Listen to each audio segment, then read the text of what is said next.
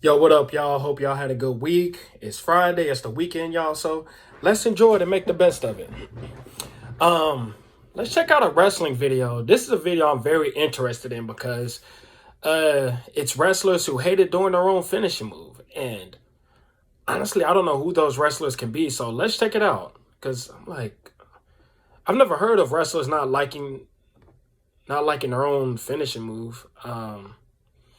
I've heard about how some people's finishing moves, like had a long term effect on their body. Like, of course, y'all know about Chris Benoit with the diving head, but Hulk Hogan mentioned that like his leg drop caused him back problems, and I think he had to get like back surgery. So I've heard of stuff like that. So let's check this out. And when a wrestler introduces a move into their arsenal, they hope the move will get over with fans. However, over the years there have been a number of wrestlers who have regretted doing the move altogether. This was because the move itself can result in injury to themselves, and doing the move time and time again can result in long-term damage to the body. Unfortunately, it's not as simple as a wrestler simply abandoning the move entirely. If the move becomes synonymous with that wrestler, then fans are going to expect the move every time they see the wrestler perform. Of course. Which moves were they? Well, join us now as WrestleMania looks at 10 wrestling moves that WWE superstars hated doing. Be sure to subscribe and hit that notification bell for daily wrestling videos, and follow us on Facebook for exclusive lists.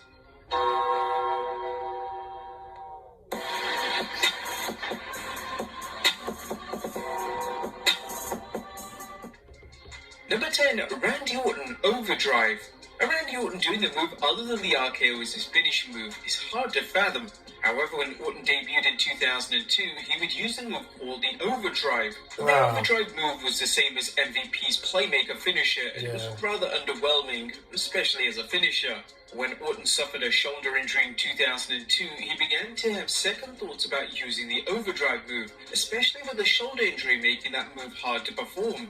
Therefore, Orton ditched the move in favor of the RKO, which would go on to become one of the most iconic moves in wrestling history. Yep.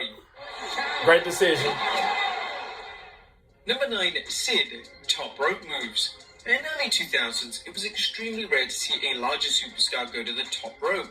Whereas today it's common practice to see superstars such as Keith Lee and Bronson Reed hit a top rope move, back in the early 2000s, if a larger superstar went to the top rope, it was only for special matches on major pay-per-views. Back in 2001, Sid, who was one of WCW's top guys at the time, was facing a lot of pressure from WCW management. The management team wanted Sid to expand his moveset, and they wanted him to now include a move from the middle or top rope. Sid admitted he felt incredibly uncomfortable doing anything from the ropes. He even noted that he didn't want to do a double axe handle, which is one of the safest moves there is. Nevertheless, at the Sid pay-per-view in 2001, Sid would hit a jumping boot from the middle rope, but when he landed, all his weight came down on his foot. Now we have to blur this because it is a bit too extreme, but it resulted in one of the most brutal injuries ever seen on a wrestling pay-per-view. Sid's leg literally snapped, and he broke both his tibia and fibula. Number 8, Terry Runnels Bronco Busters. During the Attitude Era, it was common for non-wrestling personalities to get physical in the ring. This was certainly the case with Terry Runnels, who had a number of matches and was even seen winning the Hardcore title at one time. Her moveset was limited, however she would often use the Bronco Buster, which was a move that was made famous by DX and X-Pac. But it seems as if Terry actually hated doing the move. She would respond to a fan on Twitter in 2020 who shared images of Terry performing a Bronco Buster on Jerry Lawler. She informed the fan that she hated doing them. Now, it's never good when you hear a wrestler doing a move that made them physically uncomfortable, and this unfortunately seemed like common practice during the Attitude Era. Number 7, Matt Hardy top rope leg drop.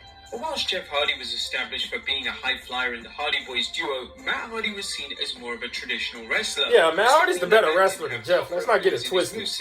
As he would use a top rope leg drop throughout his career, and unfortunately, it would be the move that Matt came to regret. Matt has performed the move from the top of the steel cage before, most notably at the Unforgiven pay-per-view in 2005. The move has resulted in Matt's back and pelvis fusing together, which limits his movement. Okay, I have to be disciplined, I have to take care of this, I have to do certain things if I want to continue doing the love of my life and the passion of my life, which is pro wrestling. This has forced Matt to change his style in the ring to ensure that he continue wrestling as long as he desires. Smart. Number 6, Dean Ambrose Dirty Deeds. When Dean Ambrose made his main roster debut in 2012 as a member of The Shield, he would struggle to find an appropriate finisher to match his character. Interestingly, although the move changed over time, this didn't mean the name of the move changed. It was always called Dirty Deeds, which is one of the first times in history that a different move has been given the exact same name. Ambrose's initial version of Dirty Deeds involved him performing a headlock driver. This was a finishing move that Ambrose disliked doing during his early days on the main roster. Ambrose believed the move looked awkward, especially when performing on larger superstars. Ambrose would go into more detail about why he stopped doing the original Dirty Deeds in an interview with Fightful.com. Ambrose revealed, "The headlock drive is awesome if you got the right guy doing it to the right guy. It can be the nastiest, coolest pile driver looking thing in the world. If the guy's taller than you, which so many of the guys in WWE were taller than me, it can just be really awkward and stupid looking. I think I gave it to Randy Orton one time, who is someone with a significant height advantage on me. It was just awkward. I was like, that's it, I'm switching this up." It was Joey Mercury's idea actually to switch the double arm DDT, and I'd never really done that before. I really kind of perfected the timing and the snap. Now I can do it in my sleep. One of the better looking ones I think you'll see. Number 5, Harley Race Headbutt. Harley Race is often credited for being the diving headbutt. This move has gone on to be used by the likes of Chris Benoit and Daniel Bryan, and both of these men have suffered concussion-related issues from using the move. Race has publicly advised young wrestlers not to use the move and admits himself that he wished he never used it. Race added that the move has caused terrible damage to his brain and spine. This was simply from using a diving headbutt throughout his legendary career. Number 4, Seth Rollins Pedigree. When Vince McMahon decided to ban the curb stomp move in 2015, Seth Rollins was forced to use a brand new finishing move. Instead of creating something unique, they decided to allow Rollins to use the pedigree. Rollins was involved in an ongoing storyline with Triple H at the time, and it made a lot of sense for Rollins to use the move. However, when Rollins was interviewed by the Mirror newspaper, he admitted that he wished that he had a finisher that was unique to him, rather than directly copying someone else's finisher. He actually began to use a ripcord knee finishing move once the program with Triple H was completed, and it wasn't too long before Rollins was allowed to bring the curb stomp back into his moveset. Number 3, Jeff Hardy Swanton Bomb. The Swanton Bomb is one of the most iconic finishes of all time. That's such a dangerous move to do for your body, Jeff Hardy has used the move since the Attitude Era and is responsible for him winning a number of world titles. According to Jeff, the move has had irreversible damage on his body, so much so that he tried to cut back on using the move when he could. Jeff has admitted that in recent years his lower back has been causing him problems. It probably doesn't help that Jeff has done the move off ladders and production trucks in the past, so it was only a matter of time before it caught up with him.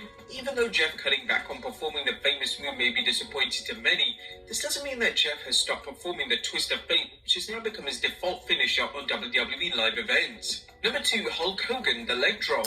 The leg drop was synonymous with Hulk Hogan, meaning that it would be extremely hard to imagine the Hulkster using any other move as a finisher. But according to Hogan, he regrets ever doing the move and he wished he picked a different finisher entirely. Speaking to the LA Times in 2019, he revealed that he wished a sleeper hold instead of a famous leg drop. He revealed, "Everyone says they wouldn't change anything about their life. If I could change anything, it would be my finisher. I would never use the leg drop. I'd use the sleeper. All the back surgeries I've had are because of that damn leg drop. I had scoliosis, brother. Dropping that leg for 35 years did me in. I said I had the largest arms in the world and I should have used a sleeper hold or another finisher with my arms." And number 1, The Undertaker, The Last Ride. When The Undertaker converted to the American Badass character in 2000, he debuted a brand new finishing move. Taker would begin to use The Last Ride, which in essence would be an elevated powerbomb. The move was so popular with fans, however, The Undertaker wasn't overly keen in executing the move, especially as he got older and the injuries piled up. Therefore, when Taker reverted back to the Deadman persona in 2004, he semi-retired the move, and it was only brought out for special occasions.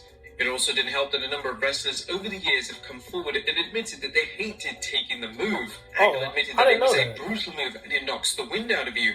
The Undertaker was extremely lucky that his other finishers, those being the Tombstone and Chokeslam, were equally as popular with fans, meaning that when he semi-retired The Last Ride, fans didn't miss out. But there you have it, folks. 10 wrestling moves that WWE superstars hated doing.